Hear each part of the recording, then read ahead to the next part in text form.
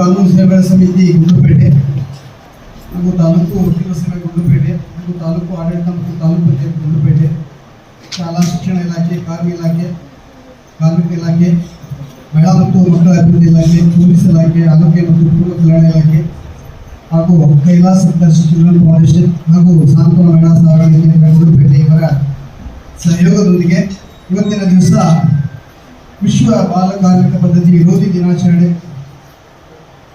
ಕಾರ್ಯಕ್ರಮವನ್ನು ಇಲ್ಲಿ ಏರ್ಪಡಿಸಿದ್ದು. ಇದಕ್ಕಿಂತ ಪೂರ್ವದಲ್ಲಿ GGHS ಶಾಲೆಯಿಂದ ಇಲ್ಲಿವರೆಗೂ ಸಹಿತ ಮಕ್ಕಳು ಜಾಗೃತಿ ಜಾಥಾ ಕಾರ್ಯಕ್ರಮವನ್ನು ನಿರ್ವಹಿಸಿದ್ದಾರೆ. ಈ ಒಂದು ಕಾರ್ಯಕ್ರಮದಲ್ಲಿ ವೇದಿಕೆ ಮೇಲೆ ಉಪಸ್ಥಿತಿರುವಂತಹ ನನ್ನ ಸಹೋದರ ನ್ಯಾಯಾಧೀಶಗಳಾದ ದೀಪು ಅವರೇ, ಗಿರೀಶ್ ಅವರೇ ಹಾಗೂ ತಾಲೂಕು ದಂಡಾಧಿಕಾರಿಗಳಾದಂಥ ರಮೇಶ್ ಬಾಬು ಅವರೇ ಹಾಗೂ ವೇದಿಕೆ ಮೇಲೆ ಇರ್ತಕ್ಕಂಥ ವಕೀಲರ ಸಂಘದ ಅಧ್ಯಕ್ಷರೇ, ಕಾರ್ಯದರ್ಶಿಗಳೇ ಹಾಗೂ ನಿರ್ದೇಶಕರೇ ಮತ್ತು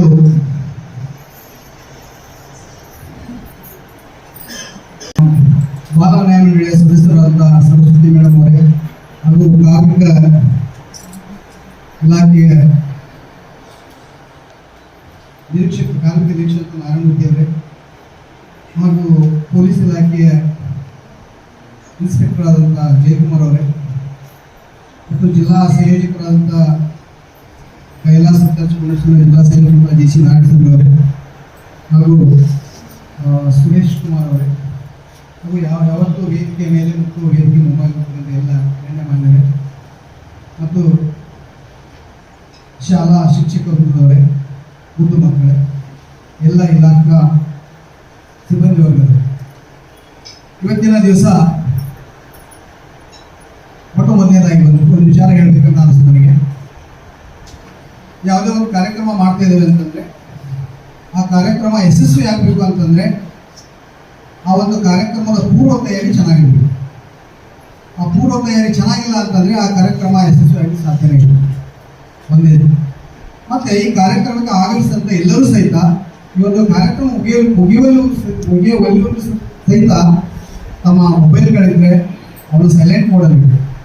ಯಾಕಂತಂದರೆ ಏನೋ ಒಂದು ಒಳ್ಳೆಯ ವಿಚಾರಗಳನ್ನು ಯಾರೋ ಒಂದು ಮಂಡಿಸ್ತಾ ಇರ್ತಾರೆ, ಆ ಸಮಯದಲ್ಲಿ ಒಂದು ಮೊಬೈಲ್ ರಿಂಗ್ ಆಗುತ್ತೆ, ಅಕ್ಕಪಕ್ಕದಲ್ಲಿ ಎಲ್ಲರಿಗೂ ಡಿಸ್ಟರ್ಬೆನ್ಸ್. ಆ ರೀತಿ ಆಗಬಾರ್ದು. ಏನಾದರೂ ಅರ್ಜೆಂಟ್ ಇತ್ತಂತಂದರೆ ಹೊರಗಡೆ ಹೋಗಿ ಮಾತಾಡ್ಬೋದು. ಅಲ್ಲೇ ಕೂತ್ಕೊಂಡು ಅಲ್ಲೇ ಮಾತಾಡೋದ್ರಿಂದ ಈ ರೀತಿಯಾದ ಫಂಕ್ಷನ್ಗಳು ಯಶಸ್ವಿಯಾಗಿ ಸಾಧ್ಯ ಇಲ್ಲ. ಇವತ್ತಿನ ದಿವಸ ನಾವು ಪ್ರತಿ ವರ್ಷ ಜೂನ್ 12ರಂದು ಈ ಒಂದು ವಿಶ್ವ ಬಾಲ ಕಾರ್ಮಿಕ ವಿರೋಧಿ ದಿನಾಚರಣೆಯನ್ನು ಆಚರಣೆ ಮಾಡ್ತಾ ಬಂದಿದ್ದೀವಿ. ಹಾಗಾದ್ರೆ ಉದ್ದೇಶ ಏನು ಅನ್ನೋದು ನಾವು ತಿಳ್ಕೋಬೇಕು. ಯಾವ ಕಾರಣಕ್ಕೆ ಈ ರೀತಿ ಒಂದು ಬಾಲ ಕಾರ್ಮಿಕ ಪದ್ಧತಿ ನಡೀತಾ ಇದೆ ಅನ್ನೋದು ನಾವು ವಿಚಾರಣೆ ಮಾಡಿದ್ವಿ. ಅಂದರೆ ಈ ಒಂದು ಕಾರ್ಯಕ್ರಮದ ಉದ್ದೇಶ, ಪ್ರತಿ ವರ್ಷ ನಾವು ಜೂನ್ 12ರಂದು ಈ ಒಂದು ಕಾರ್ಯಕ್ರಮ ಮಾಡ್ತಾ ಇದ್ದೀವಿ ಅಂತಂದ್ರೆ ಉದ್ದೇಶ ಮಕ್ಕಳ ಹಕ್ಕುಗಳ ಬಗ್ಗೆ ಜನರಿಗೆ ಮತ್ತು ಪ್ರತಿಯೊಂದು ಸ್ಥಳಗಳಲ್ಲಿ ಬೀದಿ ನಾಟಕಗಳ ಮೂಲಕ ಆಗಲಿ ಅಥವಾ ಈ ಒಂದು ಬಾಲ ಕಾರ್ಮಿಕ ಪದ್ಧತಿಯಿಂದ ಆಗಂತ ಪರಿಣಾಮಗಳು ಏನು ಅನ್ನೋದ್ರ ಬಗ್ಗೆ ಜನರಲ್ಲಿ ಒಂದು ಜಾಗೃತಿಯನ್ನ, ಅರಿವನ್ನು ಮೂಡಿಸುವ ಒಂದು ಕಾರ್ಯಕ್ರಮ ಆದಾಗ ಮಾತ್ರ ಈ ರೀತಿಯಾದಂಥ ಒಂದು ಕಾರ್ಯಕ್ರಮ ಆಗಿದ್ದು ಸಾರ್ಥಕ ಆಗುತ್ತೆ. ಹಾಗಿದ್ರೆ ನಾವು ಅನ್ಕೋಬೋದು ಬಾಲ ಕಾರ್ಮಿಕರು ಅಂತಂದ್ರೆ ಯಾರು? ಈಗ ಮಕ್ಕಳೆಲ್ಲ ಇದ್ದೀರಿ, ನೀವು ಎಸ್ಪೆಷಲಿ ಮಕ್ಕಳಿಗಾಗಿ ಈ ಕಾರ್ಯಕ್ರಮ ಇದೆ. ನೀವೆಲ್ಲ ಅಲರ್ಟ್ ಆಗಿ ಈ ಒಂದು ಕಾರ್ಯಕ್ರಮವನ್ನು ಕೇಳಬೇಕು. ನೀವೆಲ್ಲ ಮಕ್ಕಳಿದ್ದೀರಾ. ಈಗ ಬಾಲ ಕಾರ್ಮಿಕರು ಅಂತಂದ್ರೆ ಯಾರು? ಮಕ್ಕಳು. ನೀವೆಲ್ಲ ಎಷ್ಟು ವಯಸ್ಸಿನಲ್ಲಿದ್ದೀರಿ? ಈಗ ನಿಮ್ಮ ವಯಸ್ಸಿನಲ್ಲಿ ಇರ್ತಕ್ಕಂಥವ್ರು ಯಾರಾದ್ರೂ ಎಲ್ಲಾದ್ರೂ ಕೆಲಸ ಮಾಡ್ತಾ ಇದ್ರು ನೋಡಿದ್ದೀರಾ? ನೋಡಿಲ್ವಾ? ಒಂದ್ ವೇಳೆ ನೋಡಿದ್ರೆ ಏನ್ ಮಾಡ್ಬೇಕು ನೀವು? ಯಾರಿಗೆ ಇನ್ಫಾರ್ಮ್ ಮಾಡಬೇಕು? ಅದೊಂದು ನಂಬರ್ ಇದೆ, ಗೊತ್ತಿದೆಯಾ ನಂಬರ್ ನಿಮ್ಗೆ ಎಲ್ಲರಿಗೂ? ಏನ್ ನಂಬರ್ ಅದು? ಯಾರಾದ್ರೂ ಎಲ್ಲ ಮಕ್ಕಳಿಗೂ ಅದು ನೆನಪಿರ್ಬೇಕು. ಈಗ ನಿಮ್ಮ ಸ್ಕೂಲಲ್ಲಿ ಒಂದು ಸಮಸ್ಯೆ ಆಗುತ್ತೆ, ಅವ್ರ ತಂದೆ ತಾಯಿಯೋ ಬಡತನ ಇರ್ಬೋದು ಅಥವಾ ಅವ್ರ ಮನೆಯಲ್ಲಿ ನಿರುದ್ಯೋಗ ಇರ್ಬೋದು, ಏನೋ ಒಂದು ಆರ್ಥಿಕ ಸಮಸ್ಯೆ ಇರ್ಬೋದು. ಆ ಸಮಯದಲ್ಲಿ ಅವ್ರೇನ್ ಮಾಡ್ಬಿಡ್ತಾರೆ ಅಂತಂದ್ರೆ, ಇಲ್ಲಮ್ಮ ನಿನ್ನ ಸ್ಕೂಲಿಗೆ ಓದ್ಸಕ್ ಆಗಲ್ಲ, ನೀನು ಸುಮ್ಮನೆ ಮನೇಲಿ ಇರು, ಇಲ್ಲ ಅಂದ್ರೆ ಕೆಲ್ಸಕ್ಕೆ ಹೋಗಿ, ನೀನು ಏನಾದ್ರೂ ಸಂಪಾದನೆ ಮಾಡ್ಕೊಂಬಾ, ಮನೆ ನಡೆಸ್ಲಿಕ್ಕೆ ಏನೋ ಒಂದು ಅನುಕೂಲ ಆಗುತ್ತೆ ಅಂತ ಹೇಳಿ ಆ ಮಗು ಬಿಡಿಸ್ಬಿಡ್ತಾರೆ. ಬಿಡಿಸಿ ಏನ್ ಮಾಡ್ತಾರೆ, ಯಾವುದೋ ಒಂದು ಇಟ್ಗಿ ಗೂಡು ಅಥವಾ ಈ ಮನೆ ಕೆಲಸಕ್ಕೋ ಅಥವಾ ಯಾವ್ದಾದ್ರು ಬಟ್ಟೆ ಅಂಗಡಿಗೋ ಅಥವಾ ಯಾವ್ದಾದ್ರು ಕಿರಾಣಿ ಅಂಗಡಿಗೋ ಬೇಕರಿಗೋ ಎಲ್ಲ ಕಳಿಸ್ಬಿಡ್ತಾರೆ. ಅವಾಗ ನೀವು ಅವ್ರು ನೋಡ್ತೀರಾ, ಅವಾಗ ಏನ್ ಮಾಡ್ತೀರಾ, ಅದೇ ಆ ನಂಬರ್ ಏನಿದೆ ಅಲ್ಲ ಆ ನಂಬರಿಗೆ ಕಾಲ್ ಮಾಡ್ಬೇಕು. 1098 ಆ ನಂಬರ್ ಎಲ್ಲರಿಗೂ ನೆನಪಿರ್ಬೇಕು. ಅದು ಕಾಲ್ ಮಾಡಿದಾಗ ಅದು ಮಗು ಎಲ್ಲಿದೆ ಏನು ಎಂತ ಅವರೆಲ್ಲ ವಿಚಾರಣೆ ಮಾಡ್ತಾರೆ, ಆ ಮಗು ಸೇವ್ ಮಾಡ್ತಾರೆ. ಅವಾಗ ಈ ರೀತಿ ಒಂದು ಕಾರ್ಯಕ್ರಮ ಮಾಡಿದ್ರೆ ಸಾರ್ಥಕ ಆಗುತ್ತೆ. ನೀವೆಲ್ಲ ಅನ್ಕೋಬಹುದು ಏನಾಗುತ್ತೆ, ಮಕ್ಕಳು ಕೆಲಸ ಮಾಡೋದ್ರಿಂದ ಏನ್ ತೊಂದರೆ ಆಗುತ್ತೆ, ಏನೋ ಅವ್ರ ಮನೇಲಿ ಸಮಸ್ಯೆ ಇರ್ಬೋದು, ಏನೋ ಅವ್ರ ಮನೆಗೆ ಹೆಲ್ಪ್ ಆಗುತ್ತೆ ಅಂತ ಹೇಳಿ ಮಾಡ್ತಾ ಇರ್ಬೋದು ಅಂತ ನೀವು ಅನ್ಕೋಬಹುದು. ಅಂದ್ರೆ ಒಂದು ದೇಶ ಅಭಿವೃದ್ಧಿ ಹೊಂದಬೇಕು ಅಂತಂದ್ರೆ ಅಲ್ಲಿ ಇರ್ತಕ್ಕಂಥ ಪ್ರಜೆಗಳು ಹೇಗಿರ್ಬೇಕು, ಮಾನಸಿಕವಾಗಿ ಮತ್ತು ದೈಹಿಕವಾಗಿ ಸದೃಢವಾಗಿರ್ಬೇಕು. ಈಗ ನೀವು ಚಿಕ್ಕ ವಯಸ್ಸಿನಲ್ಲೇ ಕೆಲಸ ಮಾಡಕ್ಕಿದ್ರೆ ಅನಾರೋಗ್ಯಕ್ಕೆ ತುತ್ತಾಗ್ತೀರಾ. ಆ ಸಮಯದಲ್ಲಿ ಒಳ್ಳೆ ಪ್ರಜೆಗಳು ದೇಶಕ್ಕೆ ಸಿಗ್ಲಿಕ್ಕೆ ಸಾಧ್ಯ ಇದೆಯಾ? ಅವಾಗ ದೇಶ ಅಭಿವೃದ್ಧಿ ಆಗ್ಲಿಕ್ಕೆ ಸಾಧ್ಯ ಇದೆಯಾ? ಇಲ್ಲ ಅಲ್ವಾ? ಆ ನಿಟ್ಟಿನಲ್ಲಿದೆ ಇದೊಂದು ಮಾರಕ, ಒಂದು ಪೀಡಿತ ಒಂದು ಕಾಯಿಲೆ ಅಂತ ಹೇಳ್ಬೋದು. ಆ ನಿಟ್ಟಿನಲ್ಲಿ ಎಲ್ಲರೂ ಸಹಿತ ಮಕ್ಕಳು ಚಿಕ್ಕ ವಯಸ್ಸಿನಲ್ಲಿ ಬಾಲ್ಯವನ್ನ ಅನುಭವಿಸ್ಬೇಕು, ಶಿಕ್ಷಣವನ್ನು ಪಡಿಬೇಕು, ಮನೋರಂಜನೆ ಅನುಭವಿಸ್ಬೇಕು. ಅದನ್ನ ಬಿಟ್ಕೊಟ್ಟು ಕಷ್ಟವನ್ನು ಅನುಭವಿಸಬಾರ್ದು ಅನ್ನೋದೇ ಉದ್ದೇಶ. ಅಂದಾಗ ಮಾತ್ರ ಈ ರೀತಿಯ ಒಂದು ಕಾರ್ಯಕ್ರಮಗಳು ಮಾಡಿದ್ದು ಸಾರ್ಥಕ ಆಗುತ್ತೆ. ಈಗ ನಾವು ಅನ್ಕೋಬಹುದು, ಹಾಗಿದ್ರೆ ಯಾವ ರೀತಿಯಾಗಿ ಈ ಒಂದು ಇದಕ್ಕೆ ಕಾರಣಗಳು ಏನು ಅಂತ ವಿಚಾರ ಮಾಡೋದಾದ್ರೆ, ಮೊದಲನೇದಾಗಿ ಬಡತನ. ನಾ ಹೇಳಿದಾಗೆ ಬಡತನ ಅಂತಂದ್ರೆ ಅವ್ರ ಮನೆಯಲ್ಲಿ ಶಾಲೆಗೆ ಕಳಿಸ್ಲಿಕ್ಕೆ ಆಗ್ತಾ ಇರಂಗಿಲ್ಲ, ಮನೆಯಲ್ಲಿ ಬಡತನ ಇರುತ್ತೆ, ಏನಾದ್ರೂ ಒಂದು ಹೆಲ್ಪ್ ಆಗ್ಲಿ ಅನ್ನೋ ವಿಚಾರಕ್ಕೆ ಮಕ್ಕಳನ್ನ ಈ ಒಂದು ಕೆಲಸಕ್ಕೆ ಕಳಿಸ್ಬೋದು. ಒಂದು. ಎರಡನೇದು ಬಾಲ್ಯ ವಿವಾಹ.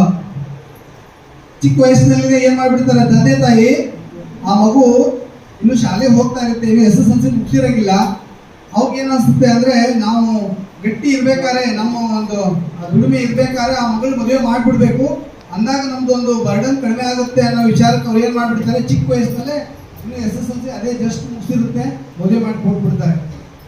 ಅವಾಗ ಮದುವೆ ಮಾಡಿ ಕೊಟ್ಟ ನಂತರ ಅವ್ರು ಹುಟ್ಟಂತ ಮಕ್ಕಳು ಯಾವ ರೀತಿ ಇರ್ತವೆ, ಅಂಗವಿಕಲ ಆಗಿರ್ಬೋದು, ಅನಾರೋಗ್ಯ ಪೀಡಿತ ಮಕ್ಕಳು ಹುಡ್ತಾರೆ. ಇದರಿಂದ ದೇಶದ ಅಭಿವೃದ್ಧಿ ಆಗುತ್ತಾ? ಆ ನಿಟ್ಟಿನಲ್ಲಿ ಸಹಿತ ಬಾಲ್ಯ ವಿವಾಹ ಮಾಡಲಿಕ್ಕೆ ಅವಕಾಶ ಕೊಡಬಾರ್ದು. ಮನಸ್ಸಲ್ಲಿದೆ ಅದಕ್ಕೆ ಏನಾದ್ರೂ ನೀವೇನಾದ್ರೂ ಪರಿಹಾರ ಮುಟ್ಟಿಸ್ಕೊಡಿ ಅಂತ ಹೇಳಿ ಅವಾಗ ಆಟೋಮೆಟಿಕ್ಲಿ ಅವರು ಒಂದು ಸ್ಟೇಷನ್ಗೆ ಆಗಿರ್ಬೋದು ಅಥವಾ 1098 ನಂಬರ್ ಆಗಿರ್ಬೋದು, ಎಲ್ಲ ಇಲಾಖೆಯು ಸಹಿತ ಅದನ್ನ ಸೇವ್ ಮಾಡ್ಬೋದು, ಒಬ್ಬರೇ ಅಂತ ಅಲ್ಲ. ಅವಾಗ ಆ ಒಂದು ಮಗುವಿನ ಒಂದು ತಪ್ಪಿಸ್ಬೋದು. ಮತ್ತೆ ಇನ್ನು ಎರಡನೇದು ಏನಂತಂದ್ರೆ, ನೆಕ್ಸ್ಟ್ ಮೂರನೇದು ಪೋಷಕರ ದುಶ್ಚಟಗಳು. ಅಂದ್ರೆ ಈಗ ಏನಾಗ್ಬಿಟ್ಟಿದೆ ಅಂದ್ರೆ ತಂದೆ ತಾಯಿ ಈ ಸರಾಯಿ ಕುಡಿದಿರ್ಬೋದು ಅಥವಾ ಇಸ್ಪೇಟು ಜೂಜಾಟ ಇಂಥವೆಲ್ಲಕ್ಕೂ ದಾಸರಾಗ್ಬಿಟ್ಟಿರ್ತಾರೆ. ಎಷ್ಟು ದುಡ್ಡಿರ್ಬೇಕು ಅವ್ರಿಗೆ. ಮತ್ತೆ ಅದೇ ರೀತಿ ಮಕ್ಕಳು ಏನು ಕೆಲಸ ಮಾಡಿಸ್ಕೊಂಡವ್ರಿಗೆ ಕೆಲ್ಸಕ್ಕೆ ಕಳ್ಸಿರ್ತಾರಲ್ಲ ಅವ್ರಿಗೂ ಸಹಿತ ಪನಿಷ್ಮೆಂಟ್ ಇದೆ. ಈಗ ನಿಮ್ಮ ತಂದೆ ತಾಯಿ ಏನಾದ್ರೂ ಆ ಒಂದು ಮಗುವನ್ನ ಕೆಲ್ಸಕ್ಕೆ ಕಳ್ಸಿದ್ರು ಅಂತಂದ್ರೆ ಅವ್ರಿಗೂ ಪನಿಷ್ಮೆಂಟ್ ಇದೆ. ಅದೇ ರೀತಿ ಕೆಲ್ಸಕ್ಕೆ ಯಾರು ಇಟ್ಕೊಳ್ತಾರೋ ಅವ್ರಿಗೂ ಪನಿಷ್ಮೆಂಟ್ ಇದೆ. ಅದಕ್ಕೆ ಎಲ್ಲರೂ ಸಹಿತ ನಾವು ಜಾಗೃತಿ ಈ ಒಂದು ಕಾರ್ಯಕ್ರಮ ಜಾಗೃತಿಯಾಗಿ ಆಗ್ಬೇಕು, ಎಲ್ಲರಿಗೂ ಇದರ ಬಗ್ಗೆ ಅರಿವು ಮೂಡಬೇಕು. ಅಂದಾಗ ಮಾತ್ರ ನಾವು ಒಂದು ಬಾಲ ಕಾರ್ಮಿಕ ಒಂದು ಇದನ್ನ ಪದ್ಧತಿ ನಿರ್ಮೂಲನೆ ಮಾಡಲಿಕ್ಕೆ ಸಾಧ್ಯ ಆಗುತ್ತೆ. ಆ ನಿಟ್ಟಿನಲ್ಲಿ ಎಲ್ಲರೂ ಸಹಿತ ಕೈ ಜೋಡಿಸೋಣ. ನಾವು 14 ವರ್ಷಕ್ಕಿಂತ ಮಕ್ಕಳಿಗೆ ಯಾವುದೇ ಕಾರಣಕ್ಕೂ ಯಾವುದೇ ಕ್ಷೇತ್ರದಲ್ಲಿ ದುಡಿಮೆಗೆ ನಾವು ಸಮ್ಮತಿಸಲ್ಲ, ನಾವು ನೋಡಿದ್ರು ಸಹಿತ ಅದನ್ನು ಖಂಡಿಸ್ತೇವೆ ಅಂತ ಹೇಳಿ ನಾವು ನಿರ್ಧಾರ ತಗೊಂಡಾಗ ಮಾತ್ರ ಈ ರೀತಿಯಾದ ಒಂದು ಕಾರ್ಯಕ್ರಮ ಮಾಡಿ ಸಾರ್ಥಕ ಆಗುತ್ತೆ ಹೇಳ್ತಾ, ಇವತ್ತಿನ ದಿವಸ ನಾವೆಲ್ಲರೂ ಸಹಿತ ಈ ಒಂದು ಜಾಗೃತಿ ಕಾರ್ಯಕ್ರಮವನ್ನ, ಈ ಒಂದು ಏನೋ ಜಾಗೃತಿ ಇದೆ ಅದನ್ನು ಎಲ್ಲರಿಗೂ ಮೂಡಿಸೋಣ ಅಂತ ಹೇಳ್ತಾ ಇವತ್ತಿನ ದಿವಸ ನಮಗೆ ಮಾತಾಡಲಿಕ್ಕೆ ಅವಕಾಶ ಮಾಡಿಕೊಟ್ಟಂತ ಎಲ್ಲರಿಗೂ ವಂದಿಸಿ ನಾನು ಮಾತು ಮುಗಿಸ್ತೀನಿ.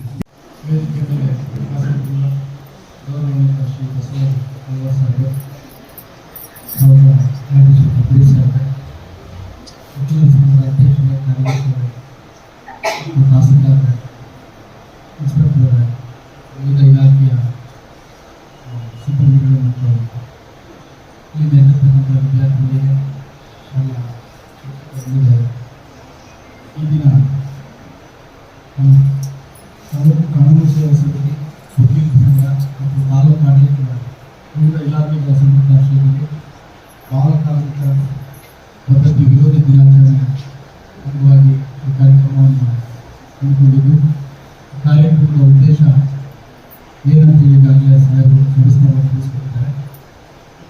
ಮುಖ್ಯವಾಗಿ ಬಾಲ ಕಾರ್ಮಿಕ ಪದ್ಧತಿಯನ್ನು ವಿರೋಧ ಮಾಡಬೇಕು ಅಂತ ಹೇಳಿ 1986ರಿಂದ ಇಲ್ಲಿವರೆಗೂ ಅದ್ರ ಬಗ್ಗೆ ಜಾಗೃತಿ ಕಾರ್ಯಕ್ರಮಗಳು ನಡೀತಾ ಬಂದಿದ್ದು ಕೂಡ ಈಗಲೂ ಕೂಡ ಸಣ್ಣ ಪುಟ್ಟ ಅಂಗಡಿಗಳಲ್ಲಿರ್ಬೋದು, ಹೋಟೆಲ್ಗಳಲ್ಲಿರ್ಬೋದು, ಮತ್ತು ಇರ್ಬೋದು, ಬೇರೆ ಪಟಾಕಿ ತಯಾರಿಕೆ ಕೇಂದ್ರಗಳಿರ್ಬೋದು, ಮಕ್ಕಳನ್ನ ಕಡಿಮೆ ಒಂದು ಕೂಲಿಗೆ ಸಿಗ್ತಾರೆ ಅನ್ನೋ ಕಾರಣದಿಂದ ಅಳತೆ ಆಗ್ತಾ ಇರ್ತಕ್ಕಂಥ ಅದನ್ನು ನಾವೆಲ್ಲರೂ ವಿರೋಧಿಸತಕ್ಕಂಥದ್ದು ಮಾಡೋಣ.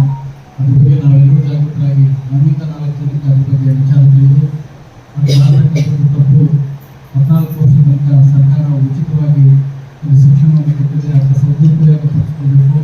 ಆ ನಿಟ್ಟಿನಲ್ಲಿ ಒಂದು ಸಮಾಜ, ಉತ್ತಮ ಸಮಾಜ ನಿರ್ಮಾಣ ಆಗಬೇಕಂತಂದರೆ ಅಲ್ಲಿ ದೈಹಿಕ, ಮಾನಸಿಕ ಮತ್ತು ಸಾಮಾಜಿಕ ಮತ್ತು ಶೈಕ್ಷಣಿಕವಾಗಿ ಬೆಳವಣಿಗೆ ಆದರೆ ಮಾತ್ರ ಆ ಒಂದು ಸಮಾಜ ಒಂದು ಉತ್ತಮ ಸಮಾಜ ಆಗಲಿಕ್ಕೆ ಸಾಧ್ಯ. ಮೊದಲು ನಾವು ಶೈಕ್ಷಣಿಕವಾಗಿ ಮತ್ತು ಆರೋಗ್ಯ ದೃಷ್ಟಿಯಿಂದ ಉತ್ತಮವಾಗಿದ್ದರೆ ನಮ್ಮ ಸುತ್ತಮುತ್ತಲಿನ ಸಮಾಜ ಚೆನ್ನಾಗಿರ್ತದೆ. ಆ ನಂತರದಲ್ಲಿ ದೇಶಕ್ಕೆ ನಾವೇನಾದರೂ ಕೊಡುಗೆ ಕೊಡಬಹುದು. ಇದೆಲ್ಲರೂ ನಾವು ಹಿಂದೆ ನೋಡಿದ್ದೀವಿ. ಕೋವಿಡ್ ಬಂದಂಥ ಸಂದರ್ಭದಲ್ಲಿ ನಾವು ಚೆನ್ನಾಗಿದ್ದರೆ ನಮ್ಮ ಪಕ್ಕದವರು ಚೆನ್ನಾಗಿರುತ್ತೆ ಅನ್ನೋ ಪರಿಸ್ಥಿತಿ ನಮಗೆಲ್ಲರಿಗೂ ಗೊತ್ತಾಗಿದೆ. ಕೊರೋನಾ ಪಕ್ಕದ ಮನೆಗೆ ಬಂದರೆ ನಮ್ಮ ಇಡೀ ಬೀದಿನ ಸೀಲ್ ಮಾಡ್ತಾರೆ. ಹಾಗಾಗಿ ಸಮಾಜ ಉತ್ತಮವಾಗಿರುತ್ತೆ. ನಮ್ಮ ಊರು ಅದು ನಮ್ಮ ಸಮಾಜ, ನಮ್ಮ ಊರು ಒಂದು ಉತ್ತಮ ಬೆಳವಣಿಗೆ ಕಂಡ್ರೆ ಆಗ ನಾವು ಒಂದು ಉತ್ತಮ ರಾಷ್ಟ್ರಕ್ಕೆ ಅನುಕೂಲ ಆಗ್ತದೆ ಅಂತ ನಾನು ಇಷ್ಟಪಡ್ತೇನೆ. ಅದೇ ರೀತಿ ನಮ್ಮ ತಾಲೂಕು ಕಾನೂನು ಸೇವಾ ಸಮಿತಿ ಅಂತ ಏನು ಅಂತ ಹೇಳಿ ಅರಿವಿರಬೇಕು.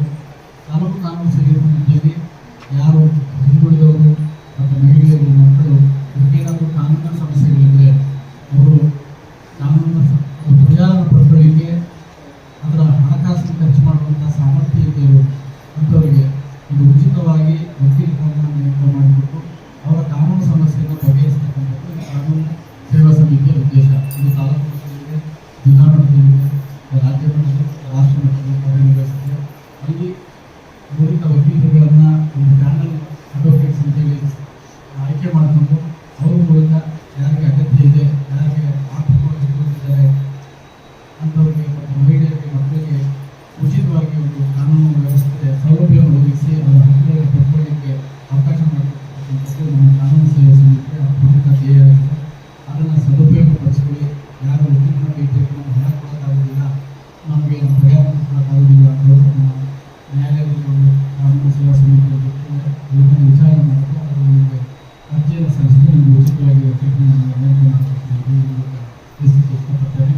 ಅದೇ ರೀತಿ ಸಣ್ಣ ಪುಟ್ಟ ಕಾನೂನುಗಳ ಬಗ್ಗೆ ನಮ್ಮೆಲ್ಲರಿಗೂ ಅರಿವಿರಬೇಕಾಗ್ತದೆ. ನಾವು ಶಾಲೆಯಲ್ಲಿ ಮಕ್ಕಳು ನಮ್ಮ ತಂದೆ ತಾಯಿ ಅರಿಕೆ ಅಂತಿದ್ರೆ ನಾವು ಶಾಲೆಯಲ್ಲಿ ಏನಾಗ್ತದೆ, ನಾವು ಹೋಗಿ ಹೇಳಿದ್ರೆ ಅವರು ಸ್ವಲ್ಪ ಅದ್ರ ಬಗ್ಗೆ ಅರಿವಿರ್ತದೆ.